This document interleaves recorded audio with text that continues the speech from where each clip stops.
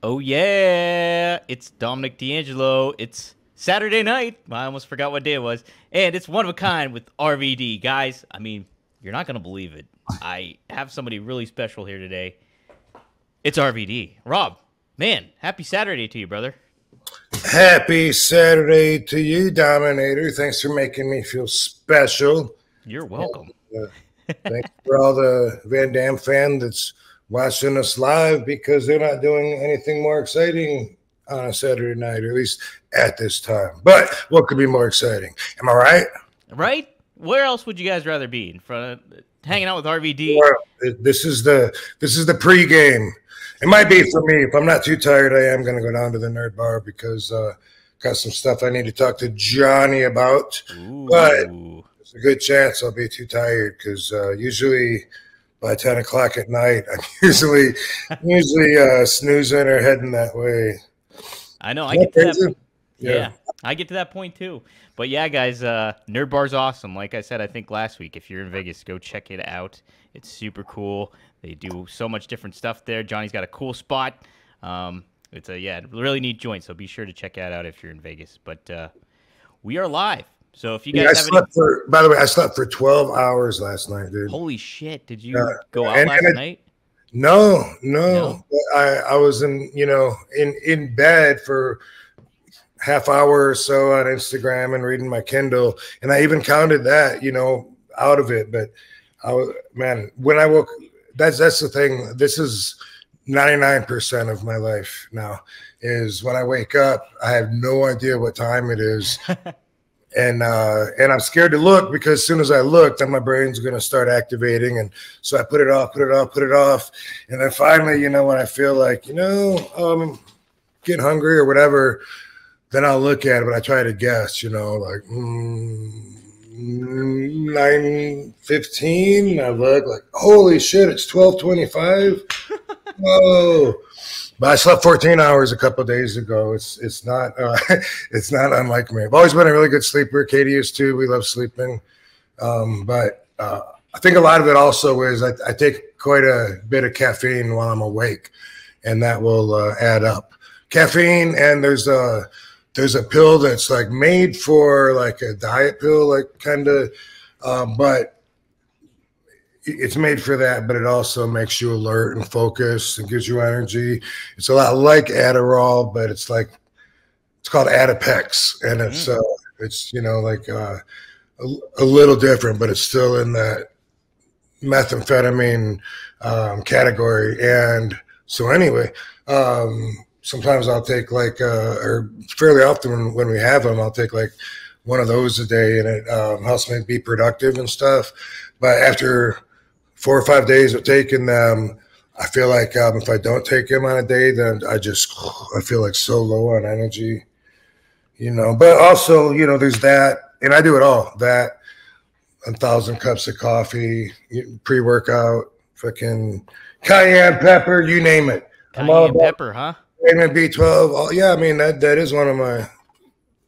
Do you mix it with something? Do you get the cayenne in like a smoothie or some shit? Or what do you do? Here's to do with cayenne pepper. And thank you to Mass Supplements. Whoa. Should I, Eddie? No, you're good, I think. I didn't see nothing. Look that up. I'll blur it out. Post-production. Don't mail stuff to my address to Son. You'll never get it back. Spread the word. So anyway, I got a package from Mass Supplements, who is in Atlanta, Georgia. Muscle and Sports Science. Mass! And the guy, John Drake, longtime friend, decades, and has always been sending me stuff as long as I can remember. I don't even know when and where I hooked up with the guy originally, but he sends me supplements, and I want to thank him. One of them is an energy supplement called Burn It Up, which you can see right here. And this is where I get the cayenne pepper. Oh, dang. Yeah. It's a thermogenic, and they all do the same thing. Boost energy, beat fatigue, focus, all that stuff. But anyway, Burn It Up and Cray Anabolic. Brianna Bonin. Well, anyway, some of the stuff, and they have, if you look them up, dude, probably has a picture of me on his website, Mass Supplements, but super guy, and I've been taking his products seriously since probably at least like 91, 92, if not before. Damn. Okay, so you know him for a while. Yeah. There's one called Adaptogen, which is a combination. It's a nighttime thing, so it has melatonin in it and has tribulus terrestrius in it, which is a amino acid that also helps you recover and sleep. And it encourages your body to do its own thing that it does when you're sleeping, which is release growth hormone and put all your blood sugar in the right places and stuff. By the way, lifetime sponsor with Whack It Grinder. These guys whack it. Lifetime sponsor. It's a grinder, and if you're going, then you might want to catch up. I'm not saying that it's necessarily going to be better for you, but I love it. Everyone that sees it loves it. Put it down, and it grinds, and you charge it. I mean, I use it quite a bit, and I charge it less than once every 4 or 5 months. So, damn. Yeah. Boom. Right. Man. There you go. A couple of the sponsors out of the way. Actually, these guys sent me, and I got to ask Katie exactly which company, because I think that Tunderglass. I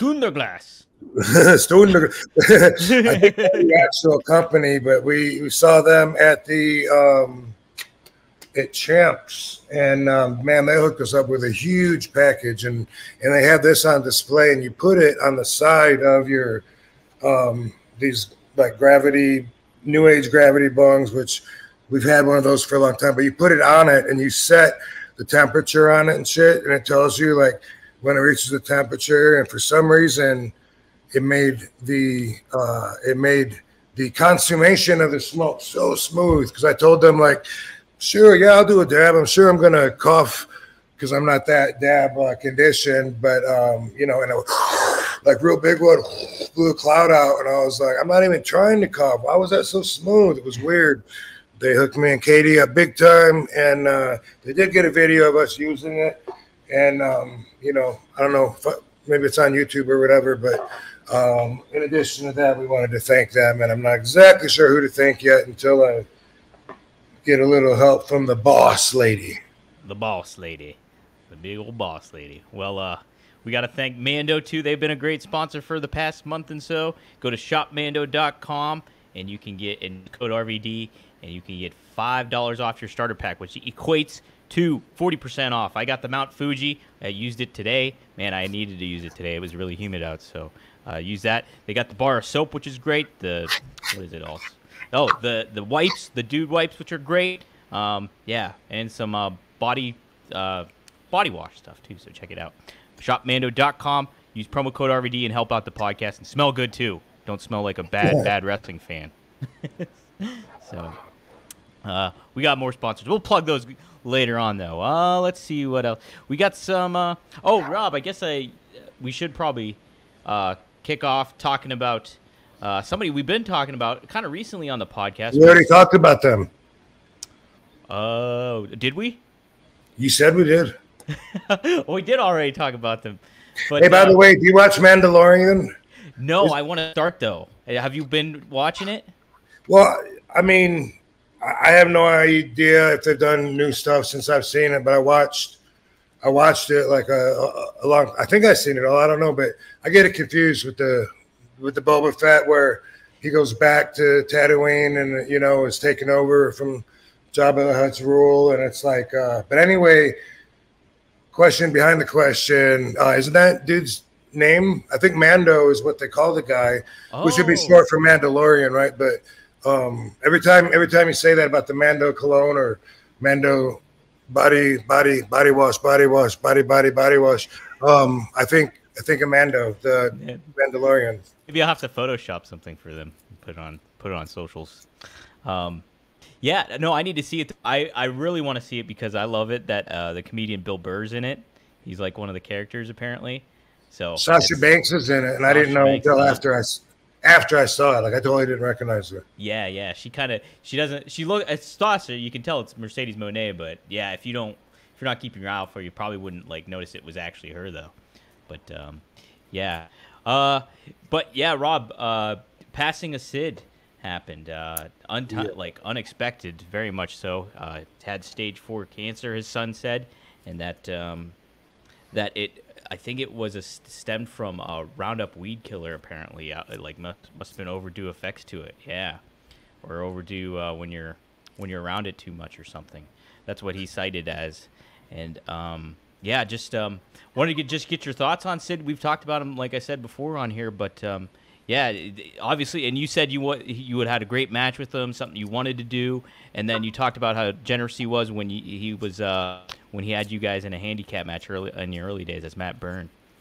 So yep, yeah, that's true, man. And you know, when he came into ECW, I was new. I think I was 96, and so I was just stoked that he was there. You know, because I thought he's always been one of my favorite monster heels. He's just so intense, big, fucking 7-foot Frankenstein looking motherfucker. You know, like. Boom! I just always thought that, and so I've always been a fan. You know, it doesn't sound like you know much about the weed killer, so just that's worth talking a little bit about for a quick second. Now, I don't know if Sid's condition was specific. Probably, maybe. I still doubt that it's out of the bounds of what I'm talking about because that's really not the way the universe works. But DDP told me years ago about how there's this company, Los Santos. I might be one letter off. Los Santos. It might not start with an M, though.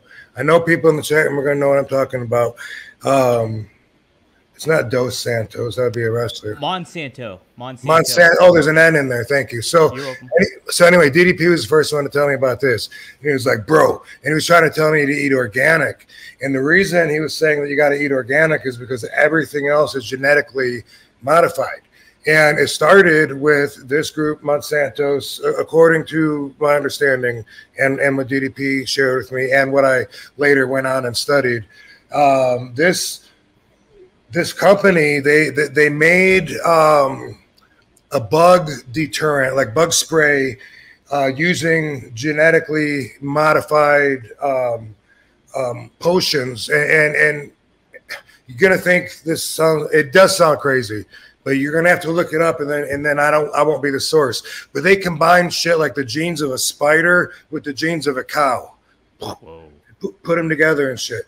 And they did this with other combinations that I don't remember, but I'm going to tell you where you can go see it. And anyway, this company that made this fucking bug spray, what it would do is it would make stomachs explode. And that's what they used it for, so the bugs wouldn't fuck with the corn in the cornfields, because if the bugs ate it, then their stomachs would explode. But guess what? When people eat the corn, their stomachs explode.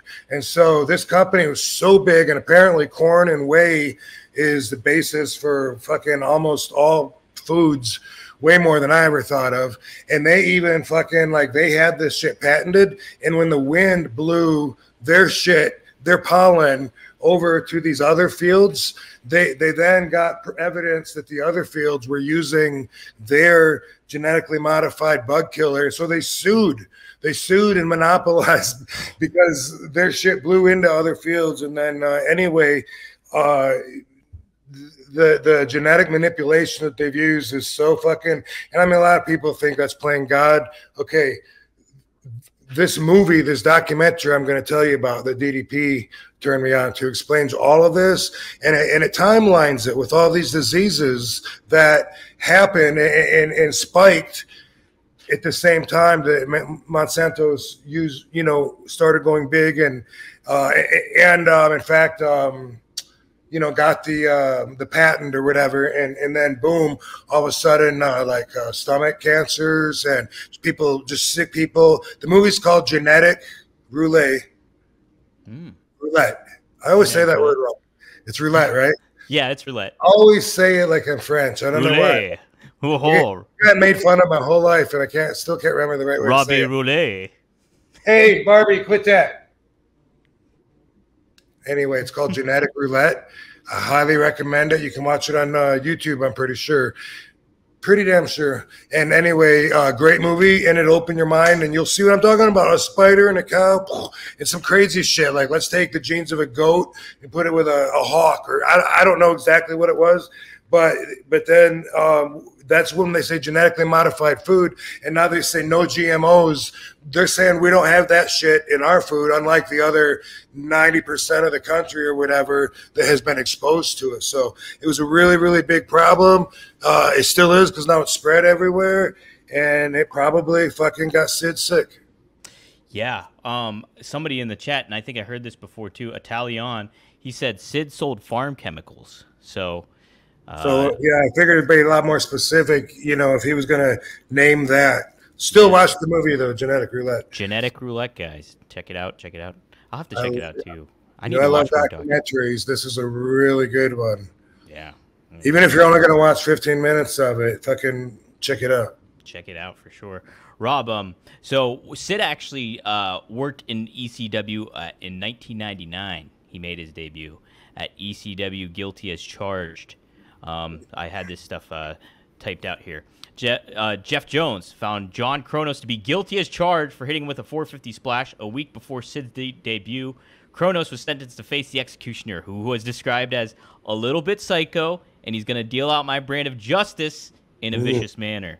And Kronos was one of ECW's top tag teams with the Eliminators, and he was helpless in the ring with Sid. So Sid dominated him, chokeslammed him, and hit him with 3 chair shots, and Sid was super over. This took place in Kissimmee, Florida, and they said the crowd loved Sid.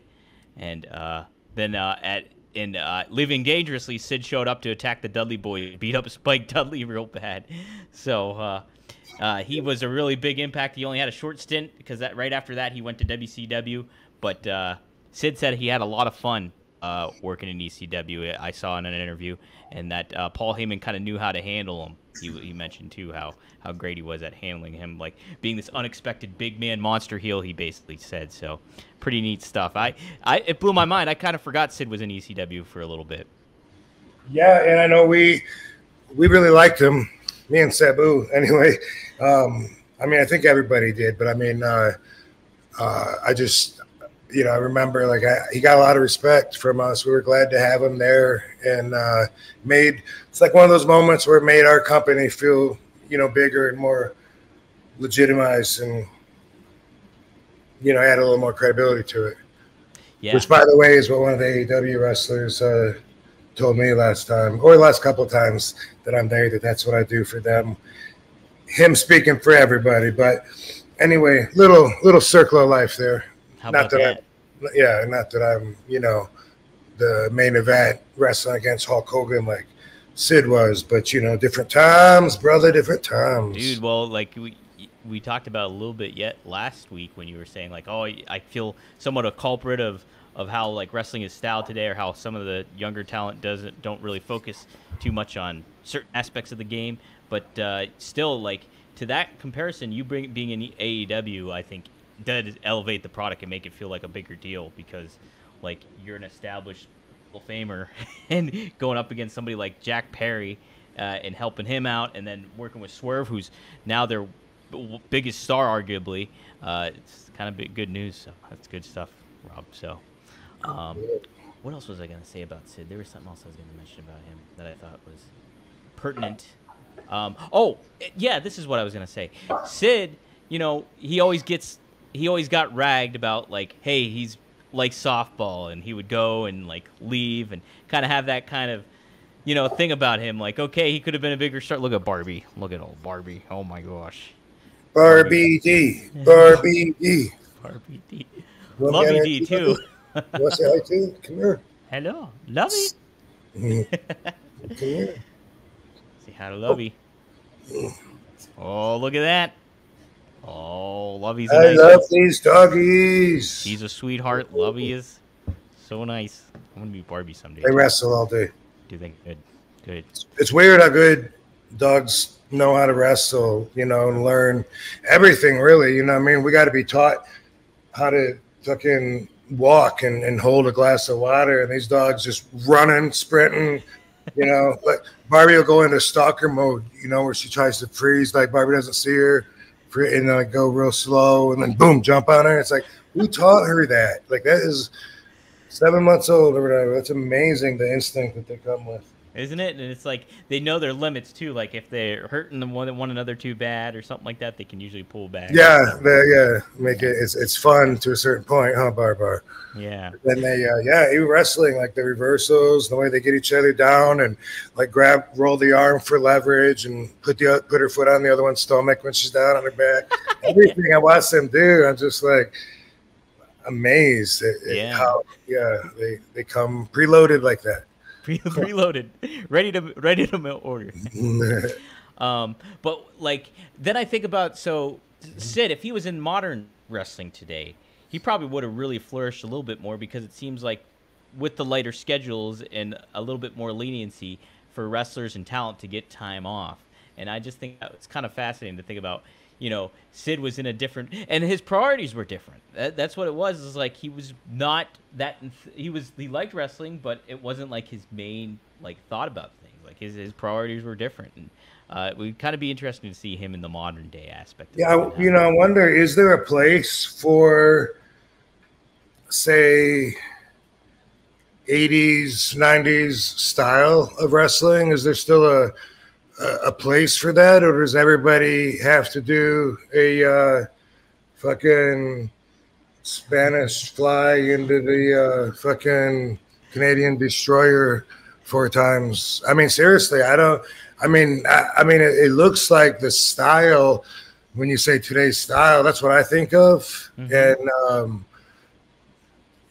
I wonder, like, I mean, we don't have a lot of different wrestling organizations on TV that we're exposed to, you know, but there's a lot of other ones out there that we're not exposed to. I just wonder, I guess, I don't know. I mean, even on the indie scene, you know, the TV has to take over the style. So, I'm just thinking, you know, I don't know, like, how could someone like Sid not have a great spot, but at the same time, you know, what's the dude in AEW?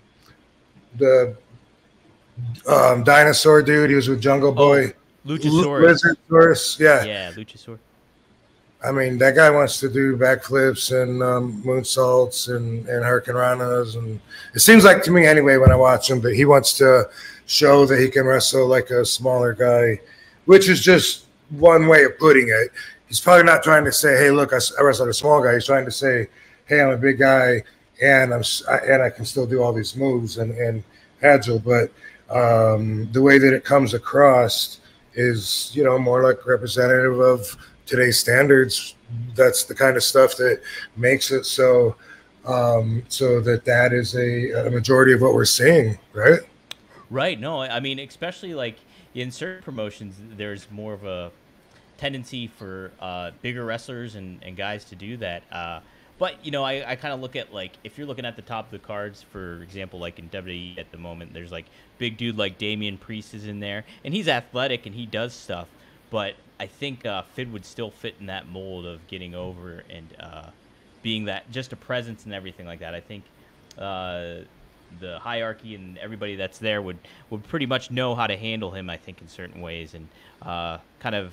And especially with Paul Heyman back there, you know. But I would love something like that to bring it all back a little bit, you know, personally, to, you know, back up a little bit, because, like, you know, here's an example, like Big Van Vader, he would do a moonsault. It was an ugly moonsault, and when he did it, it was like, whoa, you know, and like, thank God his knee wasn't 6 inches over the other direction, or that guy would have smashed face.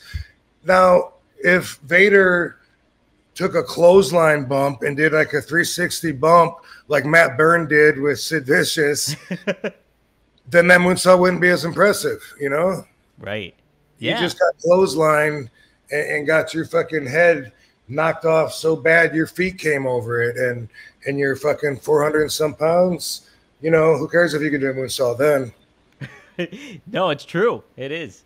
Yeah, no, I think Sid still would have flourished. I think, and I don't know. Maybe I have like the more of that older mindset too when it comes to not being as, hey, I want to see all this athleticism go down and these high flying stuff, and I'm more still about the story and what the psychology is in the ring and all that stuff. Ooh, look at that.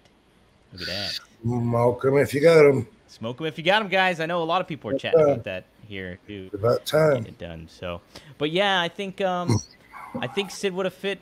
He would have made it. I think he would have been a-okay in this landscape, and it might have been. Yeah, dude, you said that 15 times. Just say it again.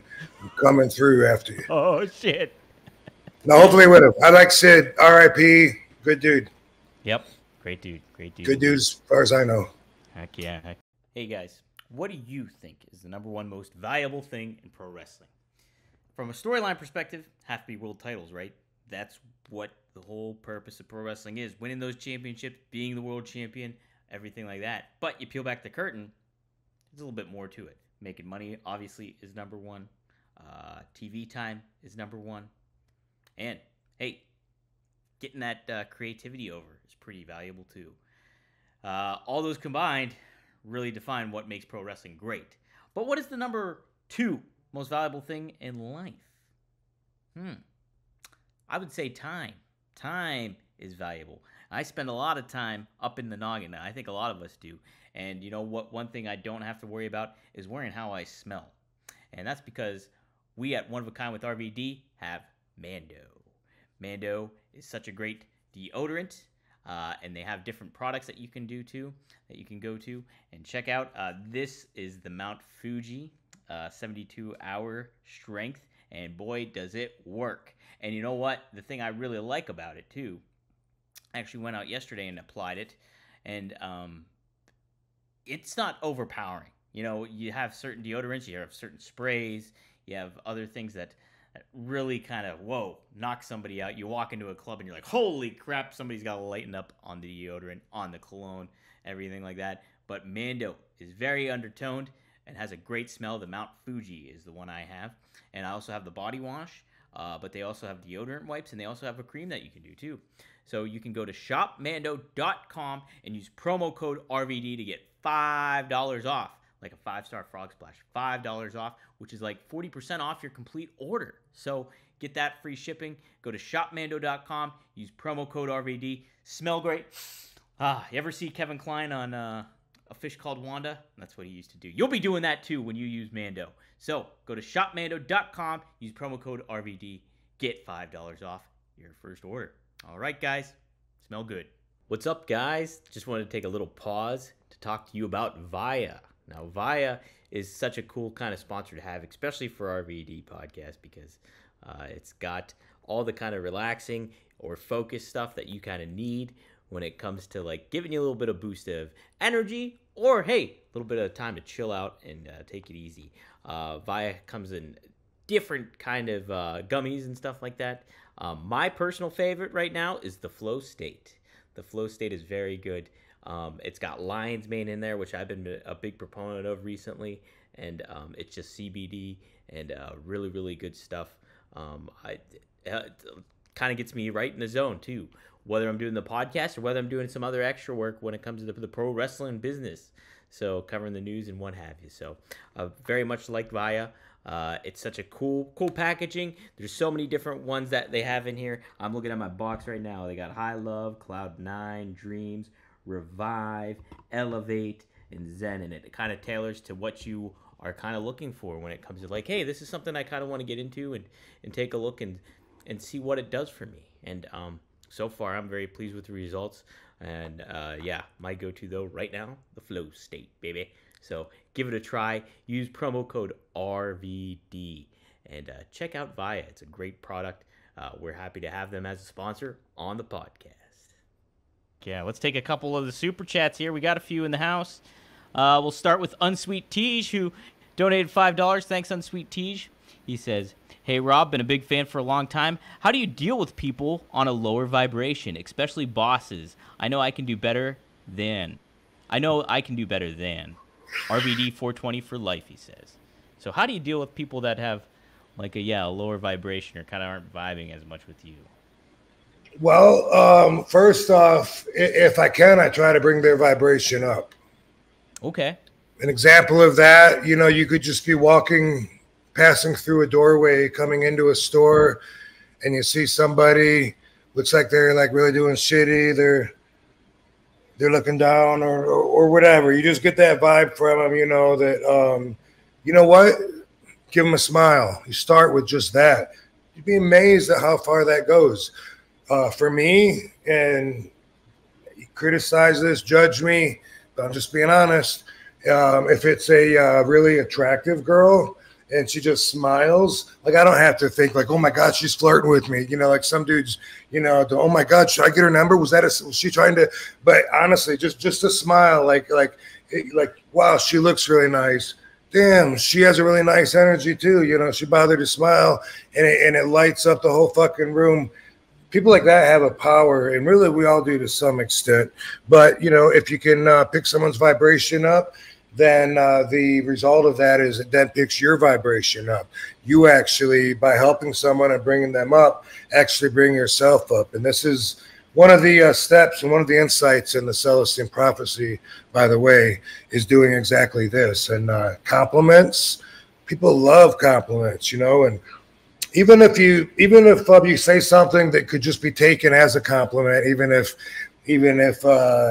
you're not that deep about it, you know what I mean? Someone's talking to you, instead of saying "fuck off," if you just say "oh, right on," then to them, like sometimes, yeah, that was a good conversation, And when I do signings, that's a big part of what I have to do, which I enjoy doing. I'm good at it, and I like it.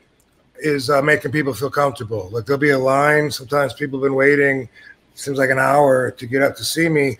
And then sometimes they'll come up and they'll just put their arm around me because they saw everybody else do it. And they're nervous. I feel them shaking a little bit and they're looking. And I'm like, "You got your phone on you, dude?" Because they forgot to hand their phone to someone to take their picture. And at that point, they can be so embarrassed. So I go the opposite, I'm not going to be like, "Duh, I was wondering what you're doing up here. We don't even have a camera." Like, that's the last thing I'm going to do. I'm going to be like, "Dude, you got your phone?" And they go, "Oh, my God." I'm saying, no, it happens, bro. It happens all the time. Like I try to make them feel comfortable. I want them to have a good moment. And yes, I do have my professional switch turned on, and that is part of it. And sometimes I don't have the energy or don't put the energy out there, but it still would be a good thing to do. But sometimes when I am not turned on and I'm turned off, sometimes I spend the whole day looking at the ground, not wanting to talk to people or draw anybody's attention. And that's just part of the balance for me, which we'll get to. But that's the number one thing is if you can pick them up, and if you can't because they insist on that low vibration, that's where they're comfortable and that's what they want to put out, avoid them. That's it. But yeah, to what you're saying, when you're in line, I've seen you at conventions and stuff like that. You make the fans immediately feel kind of comfortable more around you. Like you're like, hey, you kind of get them interactive with them, like do the thumbs and all that stuff like that. You're kind of getting them in there and everything, and I think that's super cool. Yeah. So. Yep, nothing but positive energy for me, for them, the whole thing. And I don't get paid at the end of the day. Then that's another issue. What was I? Oh yeah, that's usually the best compliment I get a lot of times. It's like somebody tells me, "Hey, you got good energy," and I'm like, "Hey, thanks. All right, I'll take that." Yeah. So, yeah, it's always good stuff. Yo, Rob, we're going to take a quick time out just to say that this week's episode of One of a Kind with RVD is presented by Get Blitzed. Get Blitzed Lit Aid Nano-Infused THC Syrup is a premium cannabis-infused syrup formulated with nanotechnology for fast-acting effects. And that advanced nanotechnology formulation allows for quicker onset and enhanced potency compared to regular THC syrup. It's Delta-9 and legal in all 50 states, every single one. And you have several syrups to choose from Blue Raz to Key Lime Pie to Pina Colada to Tiger's Blood to Cherry to Grape. Just head to get-blitz.com, use promo code RVD, and get 15% off your whole order. Could be a bottle, could be a bundle, your choice. But yes, head to get-blitz.com, use promo code RVD, and it is by Mickey Ray Sinatra and Courtney. Take a look. Head to get-blitz.com, promo code RVD, get 15% off. It's one of a kind, baby. Frankie Terizo, thank you for the $5. He says, did you ask for a proper match with Jerry Lynn in WWE? Also, what were your electives in high school? You have been my favorite wrestler since 1996. Wow, cool stuff. Yeah, I know you had a match with Jerry, but did you ask for one in WWE? Did you say in WWE or just in general? In WWE. In WWE, did I ask for a match with Jerry Lynn? Yes, I did, and they weren't too happy about it. And I was like, Paul, help me. You know, we'll show them what we can do, and then they'll book Jerry more. You know, because we're gonna fucking show them the match that, you know, we thought that everybody loved. And we did a match. Didn't have a lot of time, but we did a lot of our stuff, you know, in WWE. The timing never felt the exact same for me because it became everything. Like before WWE, I was never put on a time limit. And so I didn't even know how to judge time when I got to WWE. Oh. Had no idea. And then all of a sudden it's the number one thing. And when you're out there, you need to know, you know, if you have 90 seconds or if you have, you know, fucking 4 minutes or if you have 17 seconds. And you need to know that while you're out there so you can get in what you want to get in and not be stuck, you know, with your dick in your hand and getting in trouble because the other matches are going to be shorter because you're live, which I've been on the receiving end of that a lot. And they plan for it like that in the order that they put the matches in. But I had a match with Jerry Lynn. I think it was on Sunday Night Heat. Don't know how many people saw it. I felt like it was pretty much up to par with our normal matches, but it wasn't in front of an ECW crowd. We couldn't do hardcore stuff and, you know, couldn't really, because we couldn't take it to that level, we couldn't really take our time and soak in the moment that we would to react to those moves that weren't there. But nothing, I think, came from it. You know, I don't think Vince liked him. That's a bummer, too, because I remember when Jerry went into WWE, I was like, oh, this is exciting, and I kind of liked his presence in there. And, like, he kind of helped establish, like, their light heavyweight division that they had him in initially. But, yeah, I always wanted to see more with Jerry in WWE, I think. What were your electives in high school? Did you take certain ones you remember? So what exactly is an elective? Because I thought an elective was like something that you volunteer to take, you don't have to, or something. Yeah, I'm almost thinking like maybe like art class, something in addition like that you can kind of add, you know, because I think back I'm trying to think of my high school too, is like I think I took like a computer class because like, oh, you know, or website design. I think that's one of the courses I took. So you got so in other words, you're saying maybe you got your mandatory classes, your English, your math, whatever, and then you fill up your day by a balance between those and other classes that you get to pick that you choose from. Yeah, basically. Yeah. You elect to take them? You elect to take them, and they're part of your thing, and they count towards you. Okay. Good grades, I suppose. I don't remember ever using or knowing that term when I was in school, but nevertheless, the answer to that then must be Spanish. Me and Dango liked speaking Spanish so much. It was like Carney for us because no other kids could speak as fluently as us, and we got really good. We speak with the teacher, went back for Spanish 2, back for Spanish 3. I went back for Spanish 4. Dango went somewhere else. But then I ended up taking senior work day, and I think that ended up getting dropped out of my schedule. But nevertheless, we enjoyed having like our own language, which, you know, came in handy as I started traveling and would be in Tokyo, Japan at a strip club trying to talk to a señorita. And I didn't speak any Japanese, but oh, you speak Spanish too? Hey, what do you mean you're a slave girl? I don't know about that yet in life. I'll find out about that years later. You know, looking back at it, we could have that conversation because that's the way I remember it. Like this one, trying to get a girl to leave with me, and she's like, "Well, I have to stay with the gang and all in." And she's like, "This guy very scary. He puts us all in a van and drives us away. I have to." And I was like, "No, fuck that guy. Where's he at?" You know. And then I remember, you know, like they were so scared and stuff. But anyway, now it's like, oh, okay, I get it. Human slavery. I really didn't know about that back then. But anyway, the Chica wasn't necessarily in that group, but she was. One of them was. That's why that jolted that memory in Tokyo, in Roppongi at. I can't remember the name of the club. It was a club where they have like American and blonde girls, which was like very rare to see over there. Sometimes for weeks and weeks, red hair, blonde hair, roughed up jeans, anything at that time was so not uniform, and they were so conformed that it was a break. What the hell was that called? Why do I think it began to know? I don't know, and I don't care. Anyway, so also was.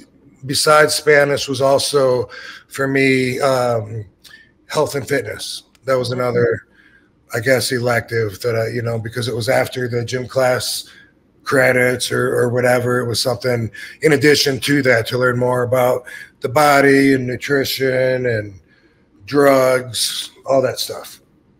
When it comes to taking Spanish classes, now See. Yes. Oh yeah, see. What my older brother used to be fluent in it, and then he said he stopped using it too much. And do you lose it if you don't use it, Rob? Is it or can you get back into it pretty quickly when it comes to Spanish? Do you remember most of it? Basically, is what I'm asking. Well, you know, we're all different. That's true. We're all different, and it really depends on. We remember things by how impactful they were on our overall big picture that we have at that time, you know? So for me, I haven't spoke Carney in years because if he's like, he's out, he's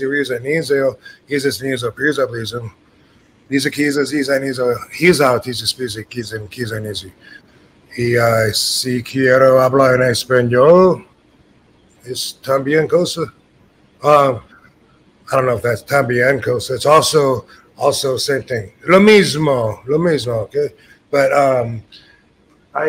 with Spanish, you know, like I learned there's different dialects and like even though me and Dango could understand each other and we could understand our teacher, still there's sometimes like when they speak a different dialect, especially like really fast, where it's like, okay, I can only say what I want to say. I can't understand you. It's gonna be a one-sided conversation. Sometimes that happens, but no, for me, you know, I don't think so. Okay. I mean, for the most part, I think it just was something that I enjoyed enough to remember. Yeah, that's a great point too, man. Am I ever going to forget that Spidey came back to the Marvel Universe in issue 252 with the black outfit from the Secret Wars?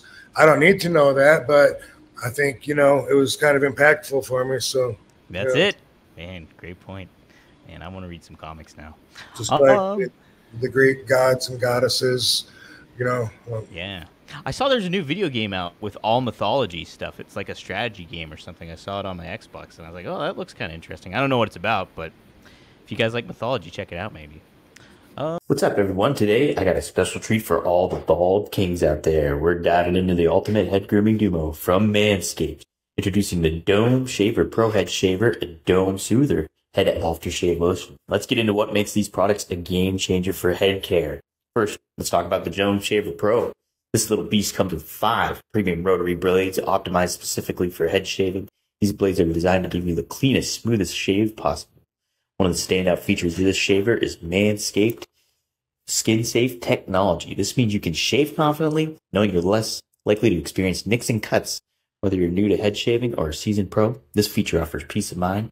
Now, let's talk about versatility. The Dome Shaver Pro is fully waterproof, so you can use it wet or dry. It Take it in the shower for a quick and convenient shave. Cleanup is a breeze. Manscaped also introduced FlexAdjust technology with this shaver. This helps each blade stay in close contact with your head, adapting to the unique contours of your scalp for a more precise and comfortable shave. Powering all this is a high-performance 9500 RPM motor. This powerful motor provides a consistent and efficient shave every time. No more dealing with patchy or uneven results. The Dome Shaver Pro gets it done. The rechargeable battery offers up to 90 minutes of runtime, so you can get multiple shaves before needing to recharge. One of my favorite features is the magnetic blade head. This makes cleaning or replacing the blades incredibly easy. Just pop the head off, rinse it into water, snap it back on. Simple and hassle-free. The ergonomic design makes it easy to hold and maneuver and gives you a comfortable, precise shaving experience. No more hand cramps or awkward angles, just smooth shaving all the way. For those of you who are always on the go, the travel lock feature is a lifesaver. Engage the travel lock so your shaver stays powered off in your bag, preventing accidental activation and saving battery life. Now, let's move on to the perfect companion for the Dome Shaver Pro, the Dome Soother Head Aftershave Lotion. This lotion is dermatologist tested. It's formulated specifically for the scalp. It's infused with soothing ingredients like aloe, gotu kola, and colloidal oats to calm and nourish your skin after shaving. Plus, it has a fresh and green light wood scent that's subtle and refreshing. Get 20% off plus free shipping with the code RVD at manscaped.com. That's 20% off with free shipping with the code RVD at manscaped.com. No more juggling multiple tools or dealing with subpar results. Just efficient, effective grooming wherever you need it. And hey, I need it for my bald head. That's promo code RVD, 20% off plus free shipping, manscaped.com. Boom. Hey, we just got $10 from Jim D. Thanks, Jim D. Appreciate it. No question. If you have a question, Jim, feel free to just pop it in there, and I'll keep my eyes peeled for your name. You don't have to pay again if you don't want to. We appreciate you, Jimmy D. Yeah. Garrett with $5. Rob, how often do you get recognized in public? Do people come up to you often or just stare at you? Do you ever try and conceal your identity? So the answer is very often, everywhere, all the time, I get recognized. Such to the point to where if nobody seems to recognize me, I don't assume that they don't know who I am. I just think that they made that choice to not say anything, which is a lot of people. And I've had so many people tell me too, like, oh man, I sat next to you on a plane a couple times, but I didn't want to say anything. And I've had that happen like so often. And people say, I waited on your table, but I didn't want to bother you and this and that. One, it's really like, never a bother. Although with my evil ex, she was insecure and she would feel like you're interrupting her private time. But I always appreciate it. It's always just love. And quite often they do say something. I take pictures with people like every day when I leave my house. It's something I just expect. That's why I can't just go out with my hair down and feeling, like I can't go out looking like a bad picture. Let me just put it that way, because it's going to be that look is going to be immortalized probably several times, depending on where I go. But that's one of the reasons that I'm known for being so cool, because I'm always like, sure, man, let's, I act like I get it all the time, because I do get it all the time. I have gone incognito before, and it's been a long time though. But I used to do that at the Comic-Con in San Diego, because I literally wouldn't have time to make it through and be able to see what I wanted to see. The first several years I went to San Diego Comic-Con, I would come back with big bags full of stuff. And I guess each year there was less stuff to where eventually it was like, I might have a couple comics and that's it. Or maybe a Ghost Rider statue. But my want list got smaller. And then, but at first I wanted to go up and down every aisle, and I didn't have time if I was taking pictures and stuff like that. So one time I wore a Ghost Rider mask. It was a rubber mask, and I had sunglasses on, and I put my ponytail up, and I had a straw hat, and I was at this one booth looking at his comics, and I'll be damned if the motherfucker didn't know it was me. What? Yeah. Yeah. You had a rubber mask on and he still recognized you. Yeah. Yeah. And I know this guy's still around because I ran into him somewhere in the last couple of years, and he reminded me. I was like, "Of course I remember you, motherfucker!" Like, plus, and no one else recognized me. I guess because of my body, whatever. But you know, it's not something that I do very often. It's not usually a problem. Usually, it's a plus. People give me a lot of love. People want to a lot of times buy me a drink or whatever. You know, tell me a story about how they saw me when they grew up on me or whatever. So it is part of being me. You know, I don't look a lot different than I did when they grew up, and now they're growing up. Now they're growing up. They got their own kids, and I kind of still walk around with the same look. So it's to be expected, I think, from that perspective. It's not like I ever changed my look, and I appreciate it though. I think it's pretty cool, and it's something that I think is conducive with anybody that is in the entertainment business that cares to grow a following. You know, it's part of it, and maybe pretty soon there will be a stopping in RVD's tavern next year in Las Vegas and having a cerveza. Ooh, a little cerveza. Yeah, it's funny. Like when we walk into the nerd bar after the Cauliflower Alley stuff, I remember us going down Fremont and like maybe you got stopped 2 or 3 times, I think it was, by fans being like, hey, and you just went and got a picture with them real quick, and you made their day. You could tell. It was just like, oh, it's RVD. Yeah. There he is, you know? So. And like most people, unless they're really big fans, they won't say anything. And I wouldn't either. Like if there was an actor, I guess, walking by in Fremont Street, I'd just be like, oh, hey, I know that dude. He's in that one movie. Or if it's even less vague, if I know him, I'm not sure where from. But, you know, I usually wouldn't go up to somebody unless I'm a especially big fan of theirs or something. But, I mean, I would let most people just go about their day. And I think more people do that probably than even stop me. Stop you. Yeah, stop you. I think a lot of people are just like, oh, that's RVD or whatever, you know? So, good question. A lot of people will just do that. RVD. Yeah, like, just shout you out. Like they see me every day anyway. So. Yeah, yo, RVD. This episode is sponsored by Blue Chew. Let's talk about sex, guys. Remember the days when you were always ready to go? Now you can increase your performance and get the extra confidence in bed. Listen up, BlueChew.com. Blue Chew is a unique online service that delivers the same active ingredients as Viagra, Cialis, and Levitra, but in chewable tablets and at a fraction of the cost. You can take them anytime, day or night, so you can plan ahead or be ready whenever an opportunity arises.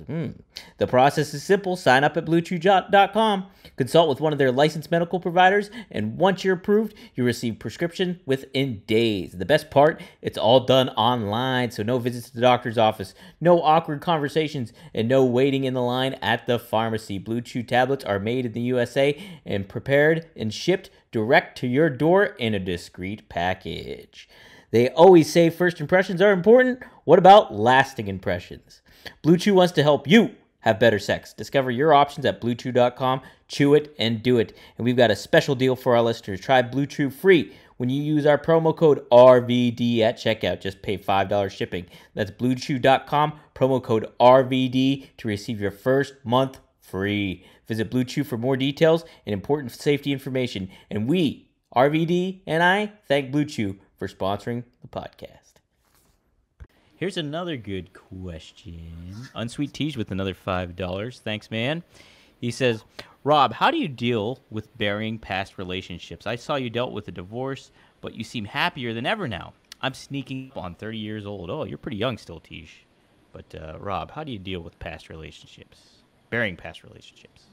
Well, it's obviously every situation is going to be different. You know what I mean? Like a lot of people lose relationships, and then they go on thinking that was the best relationship of their life, and then things don't get better for them. And the way the mind works, it can kind of trick a lot of us into thinking that at least short term anyway. You know, there's some grievance, just like when you lose anything, you know, something important in your life that you love is gone. And so, you know, you got to take however long it takes to deal with that. But you also got to have faith. You have to have faith. You have to understand that there's bigger plans for you. There's a reason this happened. And if you can see the reason and you still can't get over it, and you know that even if you got back together, it would be horrible, especially with what's gone on, you know, since you broke up and stuff, and you still can't pull your head out of your ass, then you're just stuck in a depressive cycle where you feel entitled to be down, and you're the only one that can get yourself out of that. You know, every relationship has its boundaries. You know, every relationship, if you think about it, has its boundaries, and whether they're understood or explicitly actually fucking typed out in a handbook somewhere or whatever, or the restraining order. You know, if it's like, hey, you know, we handshake, that's it, man. We don't hug. This guy, what's he doing, man? Hey, we never do that. You're crossing boundaries. Every relationship has it. And then in the past, sometimes the boundary is don't ever want to see or hear from you ever again. That's a boundary. And if it's, hey, we got kids, we still got to see each other, whatever, then, you know, you have to make room to look out for number one. So as long as that's what you're moving towards, you look at the past relationship, learn to appreciate why it is a past relationship. And yeah, for me, I'm way happier. I look back and I can't believe that I used to think I was happy, but you know what? I really didn't know happy. That was like the best that I'd had at the time, was somebody actually telling me that they were going to stick with me, you know, for forever. Like, wow, no one's ever told me that. But, you know, really, that's hollow anyway. And it's just words. And it didn't happen anyway. But it gave me a reason to put this person like way above everyone else and say, you know what? I'm going to do my best to treat this person the way I think someone in that position should be treated. So that's more of a reflection of me, really. How I think RVD's wife should be treated. First off, I think that isn't something that just anybody should be able to have. Should be somebody really special. Should be somebody that has, you know, a hero looking out for her best interest. That's the way I've always seen it. Maybe it's my ego. So even when the evil ex really didn't deserve it, I still stuck with that out of respect for me all the way till the end.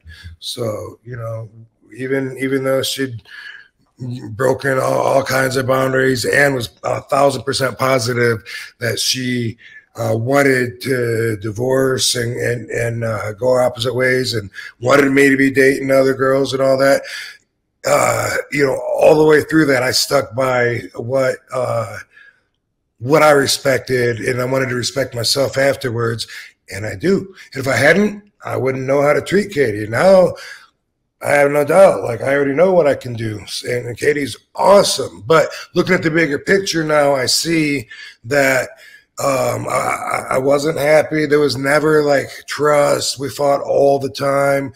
She was always very insecure. You know, I'm gone on the road. The only reason our relationship lasted so long is because we didn't see each other a whole lot, because I was on the road 5-6 days a week, sometimes more. Anyway, you get it, for a long time. And when all that finally ended and I was home more, that's when, which is very, very common in my business, that's when things got really rough, you know, being able to live together when we're both adjusted to the other person not being there in different ways and shit. In the end, man, I am so thankful that everything happened. You know, I mean, I kind of wish I wouldn't have gotten with her in the first place, but if I hadn't done that, I wouldn't be here, like I just said. So look at the meaning of that, and look at, if you can't yet see what's better right now about putting the relationship behind you, then you will. You absolutely will. And I can't tell you when it'll be, but there is a reason. And as long as you believe that, then it could take a very long time. It could take a short time until you can look back at it and say, bam, if that wouldn't have happened, I wouldn't have met this, or I wouldn't have moved out, and I wouldn't have gone for that job, or I wouldn't have, got with her, whatever. Our paths are determined by actions that bump it along the way, so good luck. And that's how we deal with past relationships. Yeah, great advice. Great advice. Yeah, Tej, I'll say too, it's like if you're in a relationship and then you got out of it, if something special for you for a little bit or for an extended period of time, you're still probably going to feel a void for a while, like when it comes to that, because you're not going to have it there.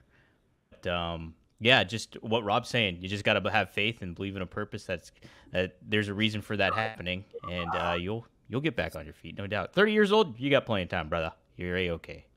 So, Maddie, Mr. Marijuana, our faithful listener. I got to give a couple of his jokes he did, too. He made some jokes earlier on in the chat, so I got to shout them out a little bit. But he said, RVD Intercontinental Championship run versus Sammy versus Braun Breaker, Bronson Reed. A bunch of dudes would love to see. RVD held the belt heaps. That belt heaps. Helps.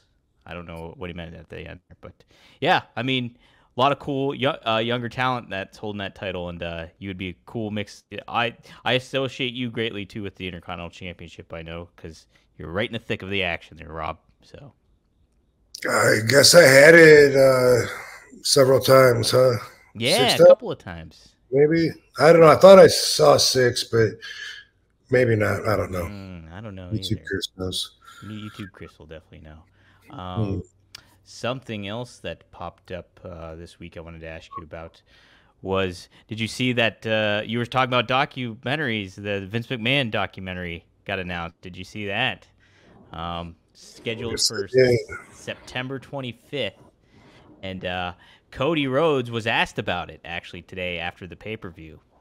And was asked about, like, what whoever the person was saying, like, why has the locker room been so silent on this stuff? And are you going to watch the documentary? And he said, well, I have a lot of Game of Thrones I still got to watch. But he's like, he handled it very professionally, Cody did. But then he said in regards to the locker room and the Vince accusations and stuff, he's like, I don't think it's a matter of belief versus non-belief. I think it's strictly speaking, we want to be doing what we're doing out there and the focus and attention it takes. 13,149 people to have a great story and to have a great match, and to do that every single night has left most of us where we're finding the information out just as you are, and that includes the resolution of this information in terms of what happened, how it happened, and how justice comes about, whatever it may be. I wouldn't look at it as an active attempt from the locker to be silent in the attempt. We just are doing what we do day-to-day WWE business. So Cody kind of took the helm. Triple H wasn't there today, but he was asked about that. And but yeah, Rob, you're going to check out the documentary, and I think that's just a pretty good way to handle it if you're in Cody's position too, by the way. So just what are your thoughts on that? I will check it out. You know, I'm looking forward to it. I watched Lee Cole's podcast, whereas he kind of went into expectations of what he thinks they'll cover and what they won't cover. And looking at it from that view, it's taken some of my intrigue away, just some of the points that he's made. It's kind of taken me from ooh, this is going to be good, to maybe being more like, yeah, they might, you know, just tell, you know, like this and this, and probably not going to cover that and that, but who knows, you know, maybe. But it's probably, I don't know. He made a lot of good points, and I hope that it's like, you know, most documentaries where you learn a lot that you didn't know, or can at least feel like you do watching it. And I'm looking forward to it. They did contact me a couple times, actually, about participating in the interviews, and it wasn't something that I opted to do. Wasn't a choice that would be conducive with my position in the business, in the industry. So I passed, and I told them I look forward to seeing it, and I do. And I hope that they cover a lot of different grounds instead of just jumping to the main pillars of whatever story they choose to tell. Yeah. So from what I've heard about it, they do talk about so it started off, I think the documentary plan started off in 2020. So early during COVID or whatever.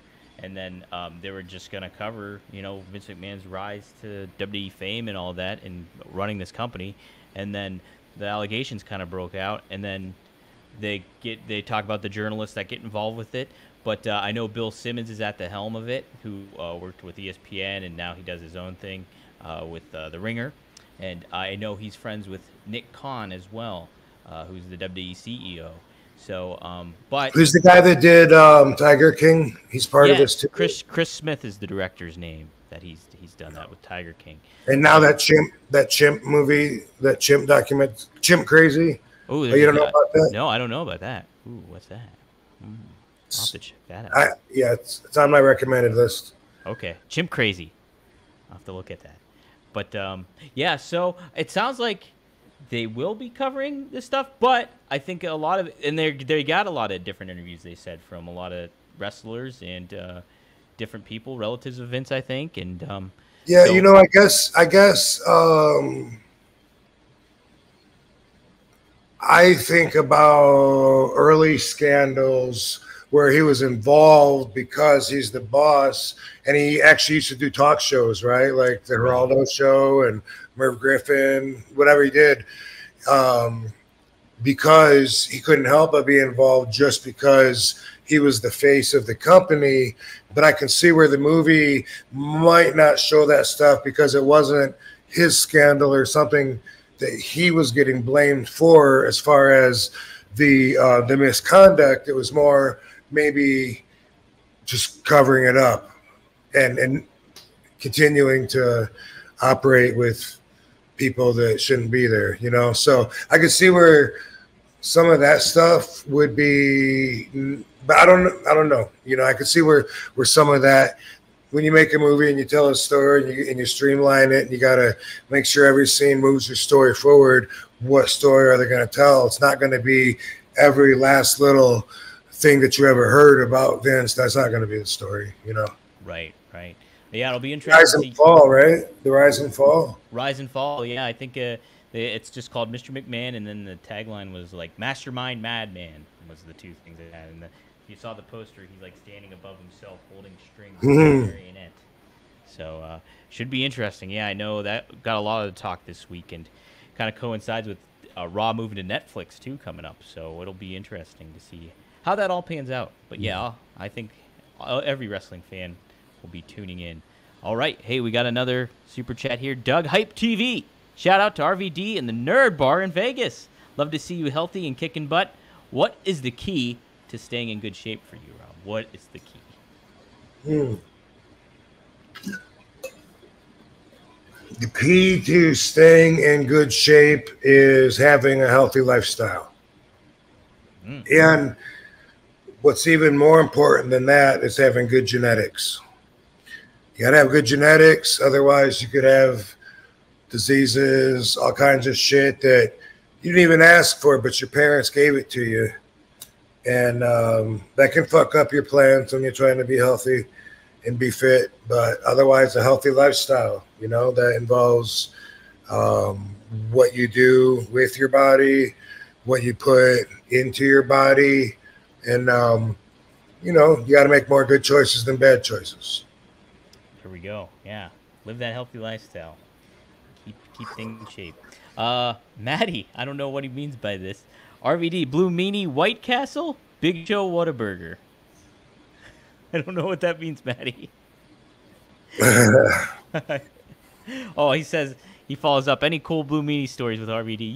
You mentioned Blue Meanie last week. I think you didn't have too many. I don't think. Well, yeah, I was asked if I had any meanie stories, and no new meanie stories come up in my mind this time either. Did you hear the story about the time I think Steel Panther was playing at, what's the place? Whiskey A Go Go in Los Angeles.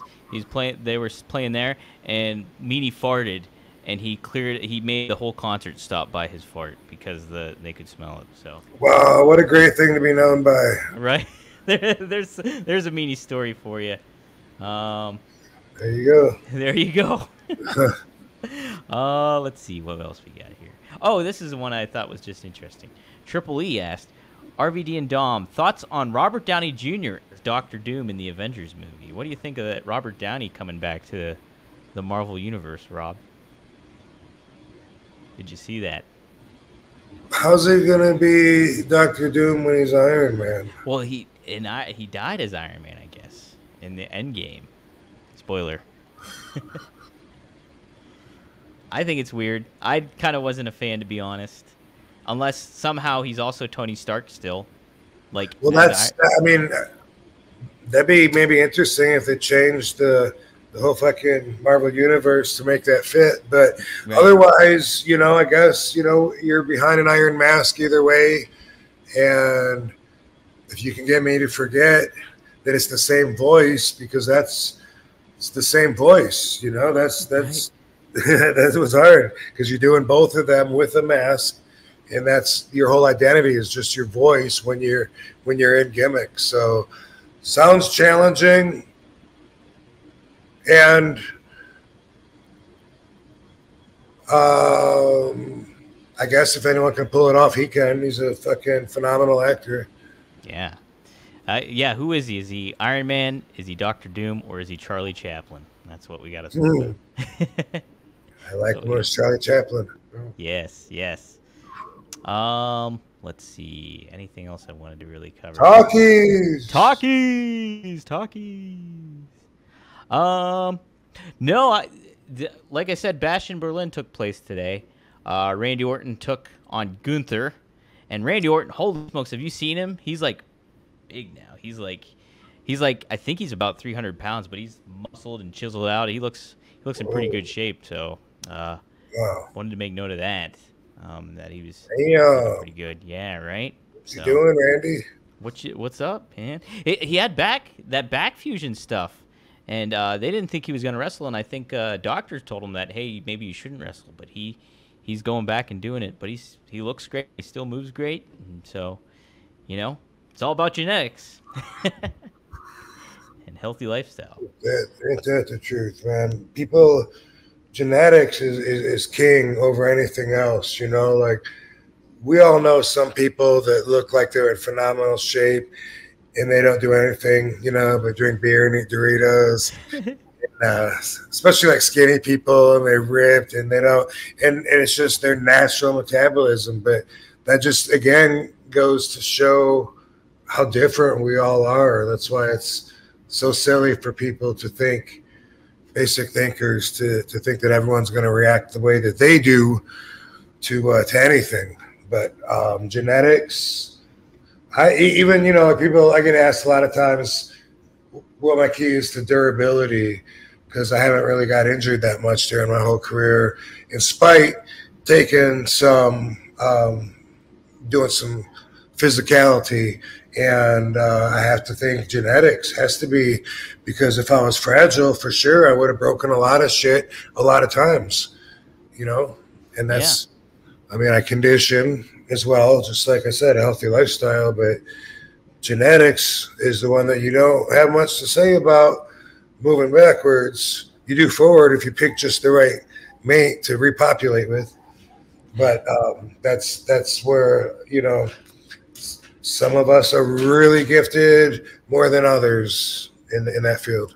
Yeah, that's the benefit of having good genes and stuff. Yeah, it determines our height, our overall size, everything. Yeah, all that comes into play, and then it's a matter of just being conscientious of what you put in your body and all that stuff. So, Maddie follows up with another Marvel question here. Thanks for the $2. If RVD could be in Marvel, what power would you have if you were a Marvel superhero, Rob? Shape-shifting, traveling from point. It would be a travel. I don't know if I'd want to fly or teleport, though. You know? Yeah, I'd like the Nightcrawler thing where you. Right, that would be pretty cool. But in my dreams, I fly a lot. Not a lot, but over the years, you know, a lot of times I would fly and it felt so real. And so I relate more to that than I do teleporting. Yeah. Fly like, yeah. I was going to say fly like who, I don't know, but I guess that wasn't asked. Doesn't have to be someone else's power, right? No. A lot of them fly. All superheroes fly. Yeah. Who doesn't fly? Wolverine. That would be cool, though. Oh, yeah, regenerating would be all right, too. That would be a sweet one, yeah, like quick regeneration and stuff. That would. I don't want to live for hundreds of years, really. Yeah, fighting the fucking Revolutionary War and stuff. Too much heartbreak there over and over and over again. A lot going on there. Yeah. You want to talk about emotional baggage. Wolverine's got that. Seth chimes in. RVD, do you think you lost opportunities by not going with the flow? Both as a chef and a musician, I was always sort of an outsider by not staying up late, eating junk, and doing drugs or drinking heavily. Do you think you lost opportunities by not going with the flow? Going with the flow. Trying to think how I would adapt that to something in my life that would keep me from an opportunity. Would it be in like relation to how like you didn't vibe with the corporate dynamic at WWE and certain expectations of talent and certain things like that? That's kind of going, but you're going with your own flow. It's not going with their flow. So probably. It sounds like something that probably has some validity to it. When I think about like the WWE, if I didn't care about, if I didn't have my values that I have, and instead I was able to either adapt or go by all of their values, then that me, I do think, would have probably had other opportunities that this me didn't. I hope that answers your question. I think that's good. Yeah. So, but yeah, at the same point too, it's always like you would just you would do your own thing, and like that wasn't how you would go about things, and it wasn't, I don't know, like how. You always mention how like you didn't like that political BS dealing with all that kind of crap, and that's kind of what goes in certain things with wrestling too. So, I'm just trying to think of other areas of life to apply that to, but I don't know. You seem pretty adaptable though, for the most part, when it comes to. I'd like to think so. Yeah. Right. I go with a different flow. Go with a different flow. If I went with a different flow than the flow with that I go, then I would go somewhere else faux show. Faux show. That's like a Dr. Seuss thing. We could. There you go. Yeah. Oh, okay. So Seth follows up. I was thinking specifically how like Brock Lesnar got special treatment from Vince for engaging in his party. Oh my gosh, for engaging in his party habits with him. Yeah, I don't know if that's going with the flow. That's like, I don't know if that would have had either way with you, Rob. If you were to party down with Vince, if that would have done anything, either way. That's apples to oranges, Yeah. Vince rightfully saw millions and millions of dollars in Brock. I've always been a big fan of his, but the guy held the position of being like the toughest guy in the world. he legitimately had the UFC heavyweight title, and he had the WWE heavyweight championship, and I had him at the same time, right? Yeah, I think. And dude, that's some shit right there. And knowing he can back up whatever you can think about him, whatever you can picture him destroying, like that's like money. So no, Vinny didn't invite RVD to those kind of parties. There you go. Yeah. No, and what you're saying about Brock, it's like you want to talk about somebody that's like, yeah, he adds other levels to it. Like, yeah, he should prove that he can get it done in the octagon, like, so he can handle himself. And then on top of it, like, he's such a good wrestler, pro wrestler, that it's just the best of both worlds. And he's got a look. He's got a great, huge presence. So, yeah, I don't think that. Yeah, I mean, it's really hard to think of who you can compare with him. Like, I would like to see him and Bobby Lashley have an MMA fight. That'd be cool. Oh, that would be sweet. I'd buy that ticket. But he's also, though, he's kind of, I don't know, he's like an animal. And there's a few reasons I say that, but if you can relate, then yeah, that guy had nothing but W's ahead of him once he walked in the door. Absolutely, yeah.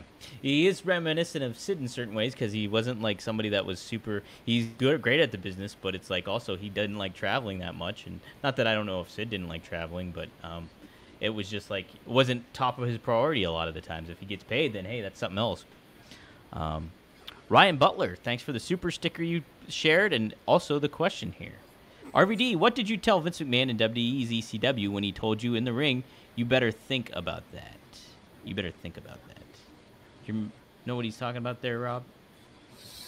Hold on.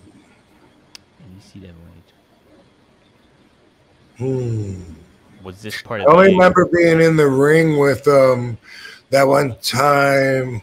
Probably happened more than once, but I remember, during this ECW time, I remember when I had the 3 against 1, him, Umaga, and Shano against RVD. Maybe he might have had the title.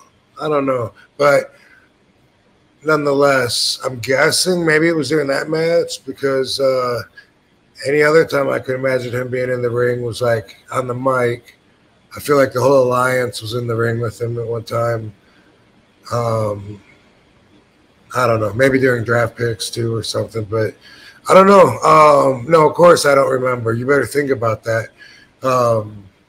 I don't know. Maybe I told him I was going to beat his ass. I don't know. Yeah, I'm not sure about that. Maybe I said, I'm going to show you how to respect that ECW championship. Vinnie Mac. Maddie, another $5. Thanks, man. Also, One True Sport member, by the way. So if you want to sign up for One True Sport, go to OneTrueSportTV.com. Hit join below. Or check out the website, too. We got some great merch. Okay, Maddie. He says, people always say to me, why don't you put your mom in a home? Because I know I look after her better. Neuro told me because of me, her life is better. Believe in yourself. So, nice. Good stuff. Good for you, man. Yeah. Man, I didn't even have a question. He just wanted to get that good energy out there for the Van Dam fam. For the Van Dam universe. The Van Dam universe. Here, I want to read a couple of his jokes here, Rob. He says, a boy is at a school dance. He has a wooden eye. He's a bit shy and no one is dancing with him. The teacher says, hey, look, a girl with a wooden leg. Maybe you could ask her for a dance. The boy asked the girl, would you like to dance? She said, oh, would I? And he said, oh, it's going to be like that. You can get the fuck, Stumpy. You can get fuck, Stumpy. Let's see. Oh, here's another good one. The other day, someone threw a baby at me, and I thought that's not very mature. It's true. I like it, Manny. Good shit. Here's the last one we'll do. What did Mario say when he broke up with the Princess Peach? It's not you, it's a me, Mario. I like that. Right. All right. Cool. Well, I like those, Maddie. That's good stuff. Rob, that's all I got on the list today. So, do you want to do like an RVDology, or how you feeling today? No, let's wrap it up. Let's wrap it up. That'd be better. We'll wrap it up. Yeah. All right, guys, if we want to thank some of our other sponsors here. We have Get Blitzed, where that's one of our favorites here at RVD TV and One of a Kind. Get 15% off. Use code RVD. Go to get-blitz.com and you'll get 15% off. Lit Aid nano-infused THC syrup is 100% legal, and in all 50 states, it's Delta 9, guys. So check it out. I have the blue raspberry in my cupboard. I use a little bit of it, and it is very effective. I will say that much. So definitely enjoy that. Go to get-blitz.com. Use promo code RVD. Also want to thank Blue Chew. Try Blue Chew for free when you use promo code RVD. Go to bluechew.com and get your first shipping free. You just pay for shipping. It's only $5. So there you go. And thank you to Mayo. Thank you to Via. Well, I'll have all that information down below. We have a new sponsor coming up, too. I'll talk about it a little bit later. Named Manscaped. I think you're familiar with them, but I'll give you all that information later on. Rob, you don't have anything coming up? You're still in the clear for a little bit, aren't you? Or you got a little bit more? Yeah. What's this? October, September? Nothing coming up this week. Check back with me next week. But everything I got right now is home-based, and I'm tired of telling you I'll have big news real soon, so I could have it next week or it could be December, because that's how the universe works sometime. And I'm RVD, and I go with the flow, yo. But not necessarily the other flow, yo. I go with Vera. The only people from my age are going to get that. But so I think Alice, Flo, or Vera. Flo. Well, is Florence? Is that Florence Henderson? No. Kiss My Grits. Oh, you're too young, dude. I'm too young. So's everybody listening, probably. It was a TV show called Mel's Diner that we used to watch, or was it called Alice? It was actually called Alice. Oh my God! But it was made from a movie, and I think the movie the movie was called Alice Doesn't Live Here Anymore. You don't have to know that. But it was a sitcom when I was a little kid. And they worked at a diner. Alice was the main character. It was Mel's Diner. Vera was the goofy one. And Mel would always call her Dingy. You dingy! Get it right, you dingy! Like total fucking like female abuse, like in front of the whole everybody all the time. Yeah. And then the Flo would say, Kiss My Grits. And she's from the Yellow. Oh, there was a spinoff called Flo's Yellow Rose of Texas. Didn't last very long. Yep. Spinoffs. Yeah. Dude, I like spinoffs. I do too. I like spinoff. Frasier was a spinoff from Cheers. Off of Cheers. Off of Cheers. And was there another? Was there no? Was that the one where Carla and her husband that was on Frasier? Or did they have their? No, they had their own too. I think Carla and her husband, I think, had their own for a minute. Did they really? I didn't know that. Pretty sure, dude. Ooh, Pretty I'll sure, have to look yeah. that up if that was another added spinoff. Damn. Yes, 85% sure. Well, and, Rob, no joke. Kevin Nash on his podcast this week, we talked about Alice Doesn't Live Here Anymore. How about that? What? Yes. The synchronicity. Kevin knows he's my age. That's so. It. Yep. So, what did he say about it? So they were. He was talking about the song. He was talking about the song, the Arlo Guthrie song, and then Sean Oliver brought up Alice Doesn't Live Here Anymore. So, how about that? Mm-hmm. Wow, craziness. Just craziness. Yeah. I got to read freaking the prophecy thing or this. I had to bring it to Vegas, and I forgot it. So now I got to read it here. That's on my agenda. You know what else you should do? And everyone also watching, do yourself a favor and check out Genetic Roulette. Genetic Roulette. That's right. Yep. All right. It will blow your mind. We got homework assignments, guys. Do it. Do it before next week, all right? And we'll see you next time here on One of a Kind with Thanks, RVD. Thanks, Dom. See you next week. See you next week, fellas.